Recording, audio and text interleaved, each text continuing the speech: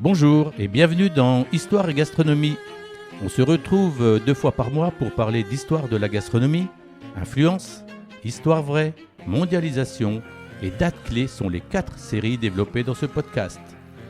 Mon intention est de faire toute la lumière et de rétablir la vérité sur les thématiques abordées en m'appuyant sur des références historiques et non sur les anecdotes qui forgent les légendes. Je suis Yves Rouèche, historien et auteur culinaire. Je vous souhaite une belle écoute. La gastronomie lyonnaise doit tout aux influences italiennes. Comment ces influences se sont-elles exercées? Par quelle voie? Sous quelle forme? C'est cette histoire des influences italiennes sur la gastronomie lyonnaise que je vous propose de vous raconter dans cet épisode. En 1935, Lyon est consacrée capitale mondiale de la gastronomie par Kuronowski et Marcel-Émile Grancher, qui lui consacrent même un ouvrage. Mais ce qui est certain, c'est que cette consécration ne serait jamais intervenue sans les influences italiennes qui se sont exercées sur la ville par de multiples voies pendant plus de 4 siècles.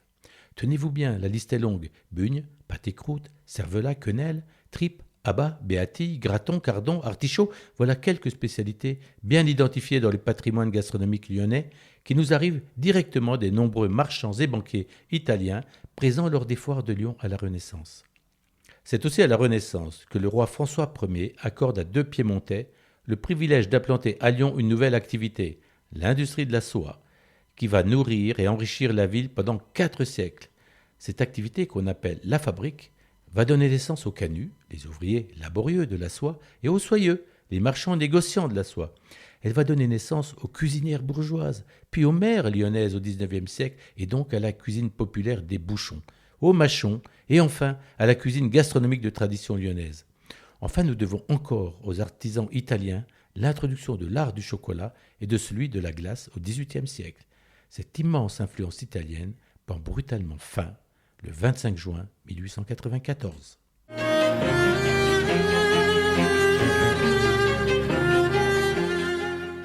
Cette histoire commence à la Renaissance italienne, qui s'étend approximativement de 1400 à 1600, soit pendant 2 siècles. Cette période marque une transition entre le Moyen-Âge et l'époque dite moderne et induit de grands changements culturels en Europe. Ce vent nouveau venu d'Italie apporte les arts, les sciences, les découvertes et de toutes nouvelles façons de manger. Dès le milieu du XVe siècle, c'est à la cour des Médicis, à Florence, que l'on voit apparaître un certain raffinement de la table. L'assiette en faïence remplace sa traditionnelle écuelle. Le verre remplace le gobelet en étain. Et la fourchette à 2 dents permet à chacun des convives de manger plus lentement et surtout plus proprement. Pour la première fois de l'histoire, on prend son repas dans une salle à manger. Au même moment, à la cour pontificale de Rome, on respecte scrupuleusement les nombreux jours maigres imposés par l'Église, entre 150 et 200 jours par an, pendant lesquels la consommation de viande est interdite. La mode des fruits et légumes est alors en plein essor à la table du pape et des cardinaux. Comment ces changements arrivent-ils depuis Florence et Rome à Lyon?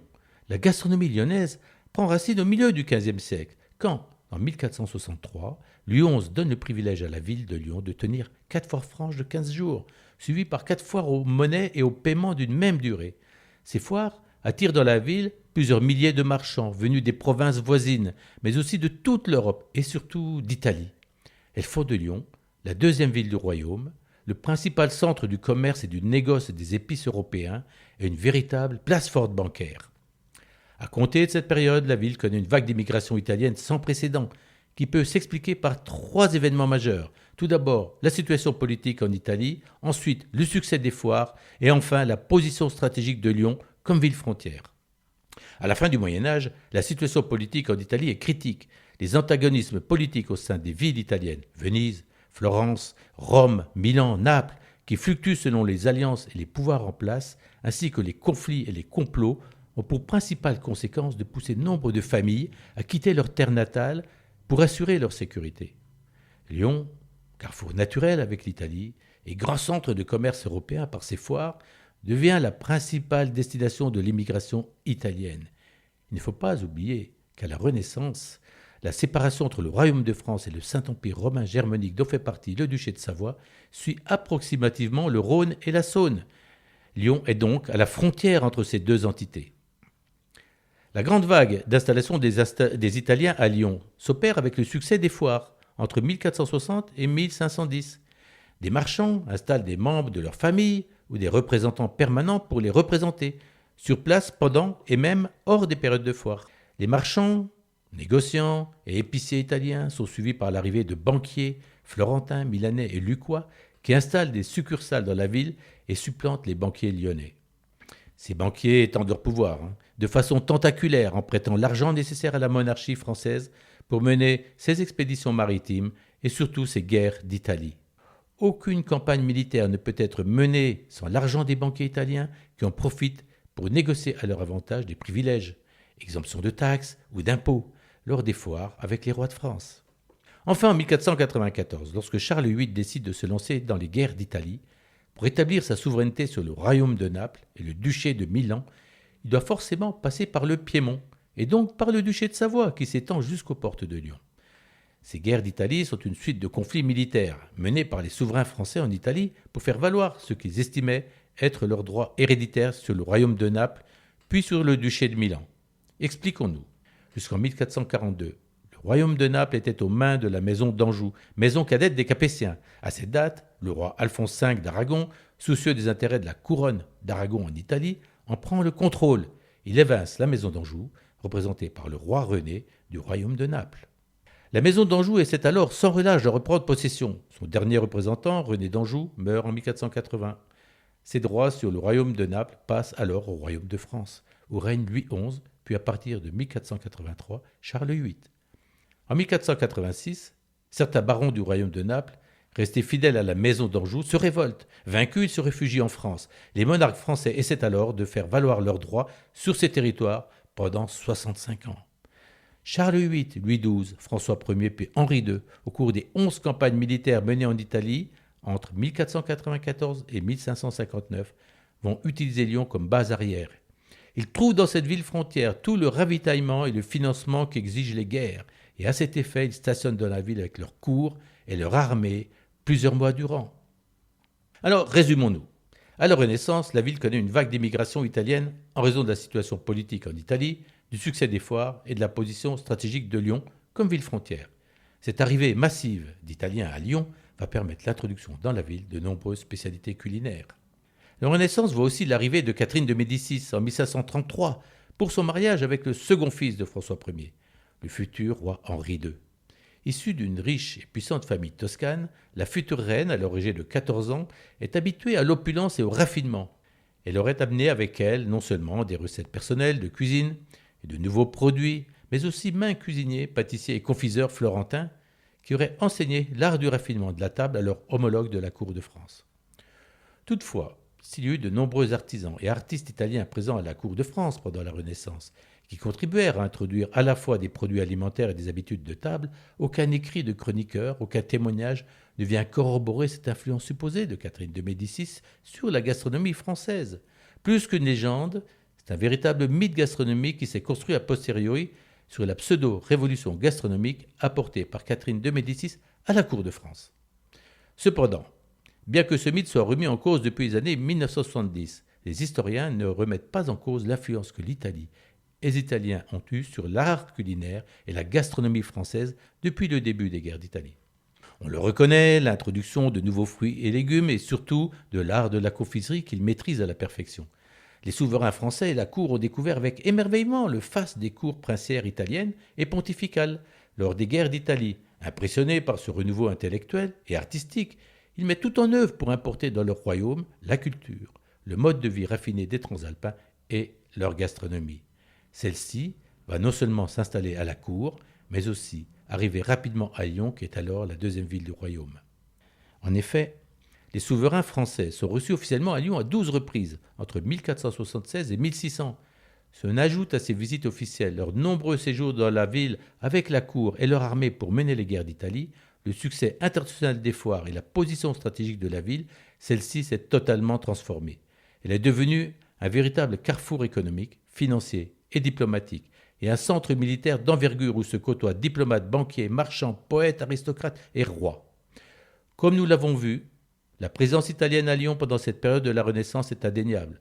Ce rôle est majeur dans le succès des foires, dans le dynamisme et le rayonnement de la ville, ainsi que dans l'introduction de nombreuses spécialités gastronomiques en son sein.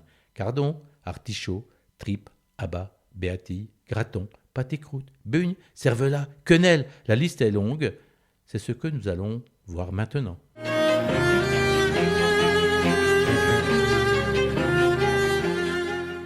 Commençons par l'arrivée des cardons et des artichauts.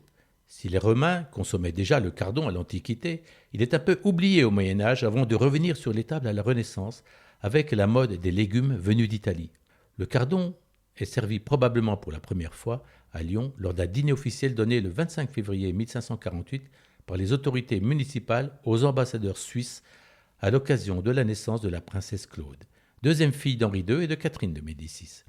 Le gratin de cardon à la moelle est depuis resté l'un des plats préférés des Lyonnais pendant les fêtes de fin d'année. Quant à l'artichaut, une forme améliorée du cardon, il est créé au XVe siècle par des horticulteurs italiens. Catherine de Médicis en raffole. Ainsi Pierre de l'Étoile rapporte dans son ouvrage intitulé Journal, le règne d'Henri III, une anecdote amusante concernant la gourmandise de Catherine de Médicis à l'occasion du repas de mariage de Mademoiselle d'Artigues qui se tient le dimanche 12 juin 1575. Je le cite. La reine-mère mangea tant qu'elle cuida crever et fut malade au double de son dévoiement. On disait que c'était d'avoir trop mangé le cul d'artichaut et de crête et rognons de coq, dont elle était fort friande. L'artichaut à l'italienne ou frit au lait est servi dans les banquets et repas officiels du XVIIe au XIXe siècle à Lyon, avant que la mère Fillou, la mère de la gastronomie lyonnaise, n'inscrive le cul d'artichaut au foie gras à sa carte à la fin du XIXe siècle et en fasse l'une des spécialités de la gastronomie lyonnaise. Cette spécialité est reprise par son élève, la mère Brasier, la plus célèbre des mères lyonnaises, auréolée de 2 fois 3 étoiles en 1933 pour ses 2 restaurants. Puis en 2008, c'est Mathieu Vianney, l'actuel chef doublement étoilé, installé dans le restaurant originel de la mère Brasier, qui perpétue les artichauts au foie gras, revisités à sa façon. Mais revenons quelques instants à l'anecdote citée par Pierre de l'Étoile, les crêtes et rognons de coq, évoqués par celui-ci, constituent avec les gésiers, barbillons et autres bouts des ailes de volatile ce qu'on appelle les béatilles. On les a vus apparaître comme garniture dans le premier service du dîner offert par le consulat de Lyon au Grand Condé en 1660.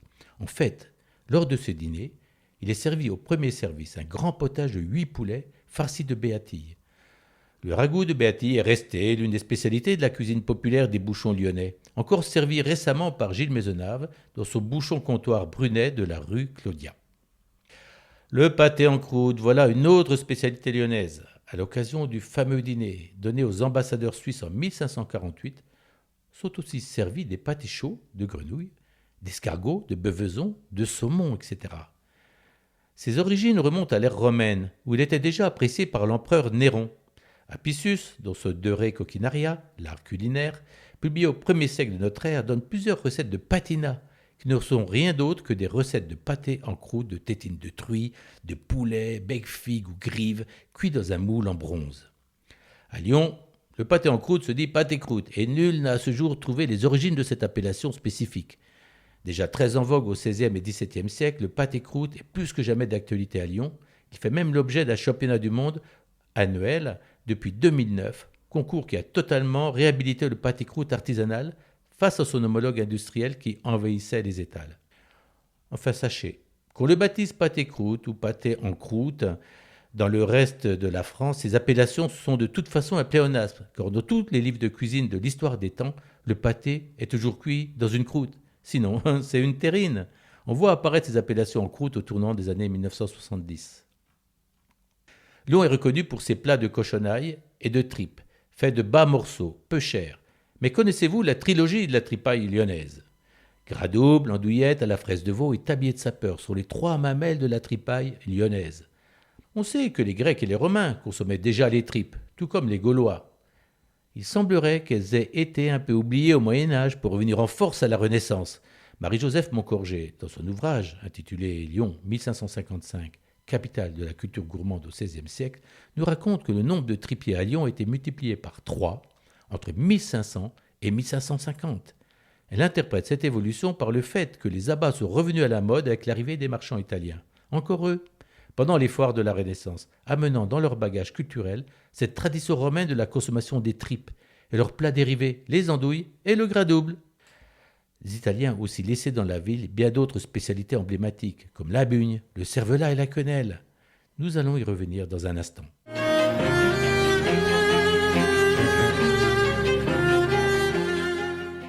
La bugne est bien le seul dessert historique de Lyon.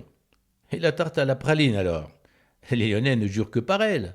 La tarte à la praline n'a rien d'historique. Elle est devenue une spécialité lyonnaise uniquement depuis les années 1990 grâce à Alain Chapelle. Mais ceci est une autre histoire que je veux conter un autre jour. La bugne, quant à elle, est une véritable spécialité lyonnaise historique. Elle est attestée depuis 1286 au monastère de l'île Barbe, soit depuis plus de 7 siècles. Elle est devenue rapidement la pâtisserie emblématique de la collation de l'après-midi pendant le carême, à une période où elle n'était encore constituée que de farine et d'eau.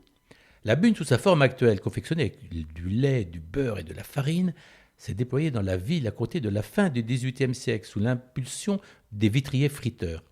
Encore des immigrés italiens issus du Tessin, un territoire à cheval entre Suisse et Italie, installé dans le quartier de la Guillotière. La bugne originelle, faite d'eau et de farine et façonnée sous la forme d'un petit anneau, a disparu à l'aube de la Révolution, à la suite des assouplissements des règles du carême par l'Église. Il suffisait alors de verser une aumône aux œuvres de l'Église pour être autorisé à enrichir les bugnes de carême, de beurre ou d'œufs, sans risquer le jugement de Dieu. Aujourd'hui, cette bugne moderne, qu'elle soit gonflée ou plate, reste la pâtisserie emblématique de la ville en février et mars, même si on la trouve presque toute l'année aux Halles de Lyon pour le plus grand plaisir des touristes.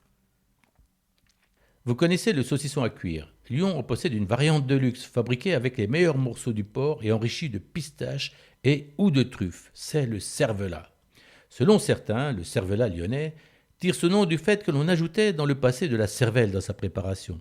Selon Colette Sibilla, l'emblématique charcutière lyonnaise, le cervelas n'a jamais contenu le moindre morceau de cervelle. Qu'en est-il vraiment? Eh bien, selon le trésor de la langue française informatisée, le cervelas lyonnais, écrit cervelas avec un T dans le quart-livre de Rabelais en 1552, est emprunté à l'italien cervellato, lui-même adapté de l'ancien milanais cervellada, qui qualifiait une charcuterie faite de sang, de viande et de cervelle. La voilà la cervelle. Et tenez-vous bien, cervellada est lui-même dérivé du latin cerebellum, qui désigne, je vous le donne en mille, le cerveau. Donc s'il n'y a jamais eu de cervelle dans le cervelas lyonnais, ce nom fait bien référence à cette ancienne charcuterie milanaise faite avec de la cervelle. La réputation du cervelas de Lyon est très ancienne, car dès 1826, le guide du voyageur et de l'amateur à Lyon précise que les cervelas et les jambons ont dans tous les temps joué d'une grande réputation. On en faisait des envois à Rome sous les règnes des Césars. Pour clore le sujet sur le cervelas, Kurunowski, l'homme qui a consacré Lyon capitale mondiale de la gastronomie en 1935, nous rapporte une ancienne tradition lyonnaise qui se perpétue encore au début du XXe siècle dans certaines familles, au petit déjeuner du jour de l'an. Et uniquement ce jour-là, il est d'usage de démarrer l'année en mangeant du cervelas pistaché accompagné de café au lait. Vous devriez essayer. Enfin, une petite dernière pour la route. Voici l'histoire de la quenelle lyonnaise, encore une spécialité venue d'Italie. Mais attention, retenez deux choses. Tout d'abord, à Lyon, on l'appelle quenelle et non quenelle. C'est comme ça. Et ensuite, cette quenelle, elle est exclusivement fabriquée avec de la panade, de la chair de brochet et de la graisse de rognon de veau. La quenelle lyonnaise est donc une quenelle de brochet. On la retrouve déjà dans un ouvrage du 1er siècle de notre ère, le De Re Coquinaria d'Apicius, qui est le plus célèbre des gastronomes romains. Il s'agit en fait d'une sorte de boulette de chair de poisson, crustacée ou viande, pilée, assaisonnée, additionnée d'œufs et parfois de mie de pain, moulée et cuite. La boulette romaine est passée par l'Allemagne, a pris une forme ovale pour devenir quenelle, dont le nom est inspiré d'allemand Knödel ou Knöffle. Pendant ce temps-là, on préparait toujours à Lyon cette boulette romaine originelle sous le nom de godivo. Le godivo est poché avant de venir enrichir tourtes et pâtés ou garnir vol au vent et ragoût. On confectionne la panade en faisant bouillir du lait ou du bouillon avec de la mie de pain. On filtre l'ensemble et on dessèche la mie de pain sur le feu pour qu'elle absorbe tout le liquide.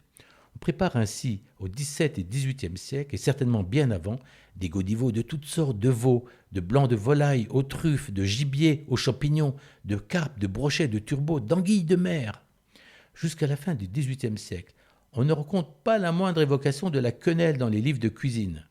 Au début du XIXe siècle, quand le godivo, en forme de boulette, prit une forme ovale, on lui donna le nom de quenelle, venu d'Allemagne. Mais la quenelle se faisait encore de la même façon que le godivo et ne différait que par sa forme. C'est ainsi qu'on trouve même dans les livres de cuisine des quenelles de godivo, c'est-à-dire des godivos façonnés en forme de quenelle et non plus de boulettes. Là où ça se corse, si j'ose dire, c'est qu'en 1894, Joseph Favre mentionne dans son dictionnaire de cuisine à la fois le godiveau à la lyonnaise et la quenelle de poisson à la lyonnaise, deux préparations réalisées avec de la chair de brochet, qui justifie alors l'appellation à la lyonnaise. Que s'est-il donc passé en ce début du XIXe siècle pour que cette appellation dite à la lyonnaise apparaisse aussi clairement aux yeux de tous les érudits de la cuisine ? Vers 1830, alors que la ville connaît la prospérité grâce à l'âge d'or de l'industrie de la soie, elle doit faire face à deux calamités qui viennent entacher ce succès. La pyrale qui ravage les vignobles du Mâconnais ou du Beaujolais et les brochets qui pullulent dans la Saône, menaçant son équilibre. On se décide alors à pratiquer la surpêche pour faire face à cette surpopulation.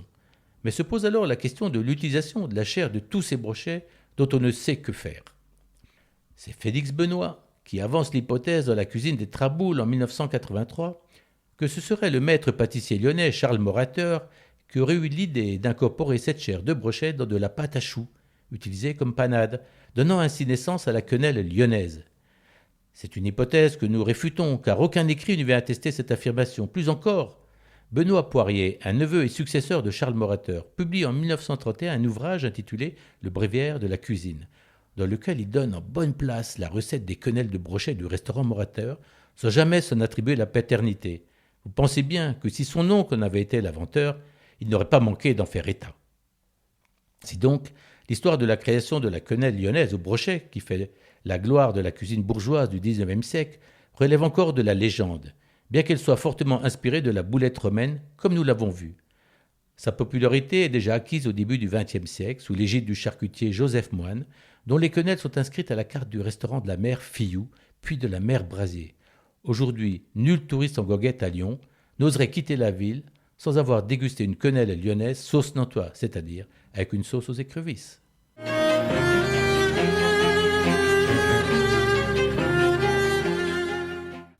Cardon, artichaut, tripes, abats, pâté croûte, bugne, cervelas, quenelle, l'Italie était un grand pourvoyeur de spécialités pour la gastronomie lyonnaise.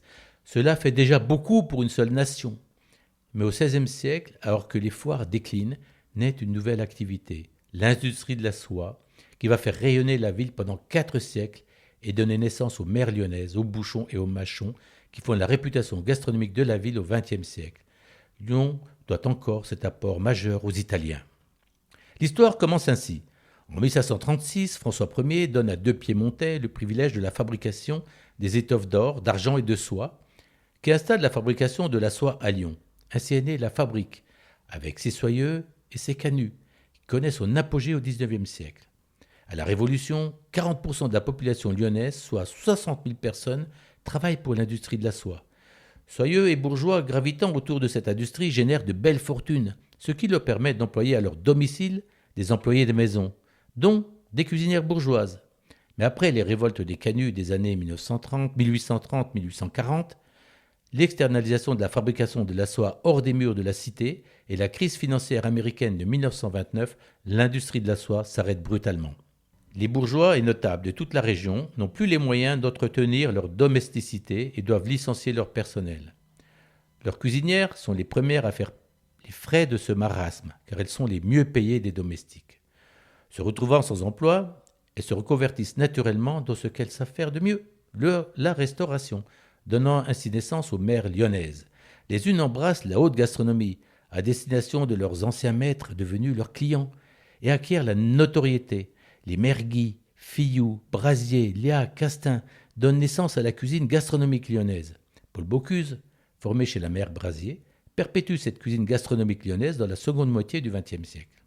Les autres pratiquent une cuisine traditionnelle populaire, à l'image des canuts, faite de cochonailles, pendant que leur mari sert le vin au comptoir. Les mères Coquille, Léon, Barbet, Tacard donnent naissance à la cuisine des bouchons. C'est dans ces bouchons que les ouvriers de la soie, les canuts, prirent l'habitude de casser la croûte à la mi-journée, vers 9 heures du matin, donnant naissance aux mâchons lyonnais. Ce petit déjeuner est constitué d'un plat, d'un fromage et d'un pot de Beaujolais. Bouchons et mâchons sont plus que jamais d'actualité dans la ville. Chaque matin, des centaines de mâchonneurs se retrouvent dans quelques dizaines de bouchons pour célébrer cette tradition de bon vivant. La ville de Lyon peut remercier les Italiens pour tout ce qu'ils lui ont donné comme spécialité gourmande et pour avoir donné naissance aux mères, aux bouchons et aux mâchons. Mais l'immense générosité italienne s'est encore illustrée au XVIIIe siècle avec l'introduction de la glace et du chocolat dans la ville.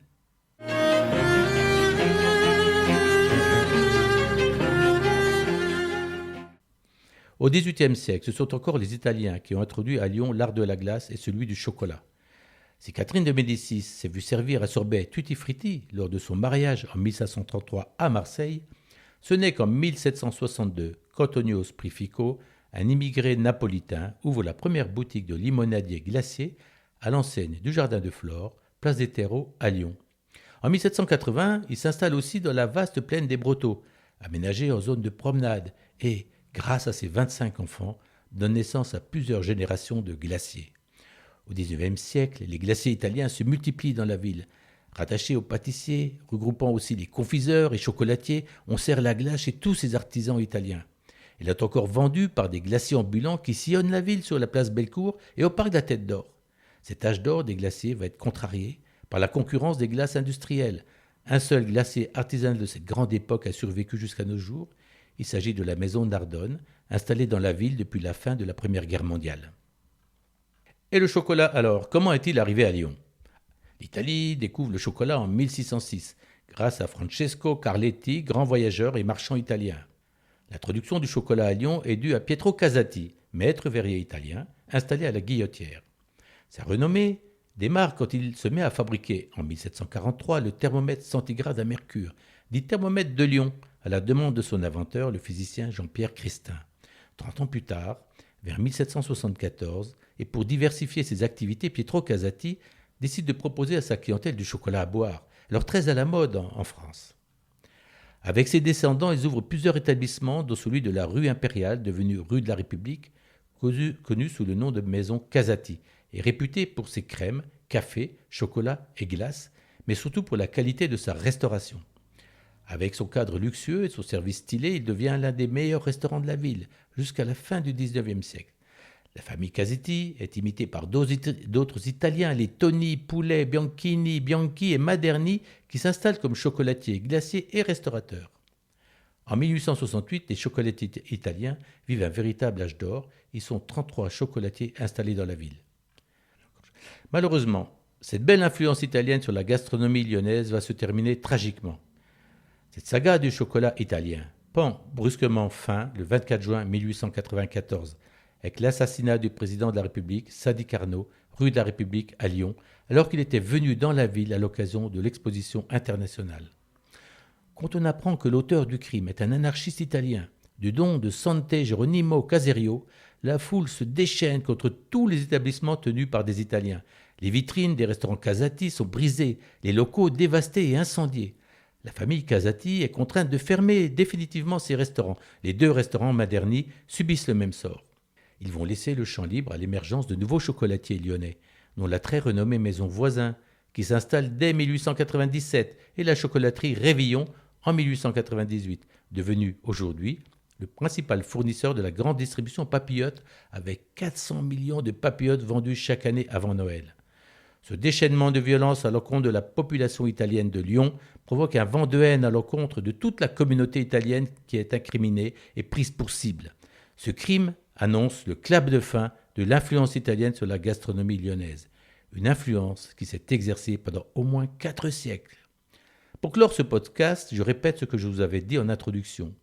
Lyon doit l'essentiel de sa gastronomie à l'Italie, et sans les Italiens, Lyon n'aurait jamais été consacrée capitale mondiale de la gastronomie en 1935 par Kurnonski. Un grand merci à l'Italie pour sa générosité.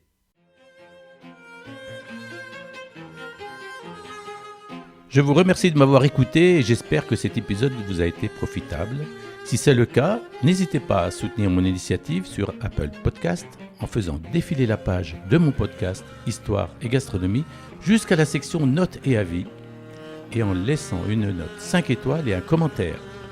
Si vous souhaitez entrer en contact avec moi pour une conférence, une intervention dans une école ou un projet éditorial, vous pouvez me joindre sur Facebook ou LinkedIn sous mon propre nom, Yves Rouèche. À bientôt, j'espère, sur Histoire et Gastronomie.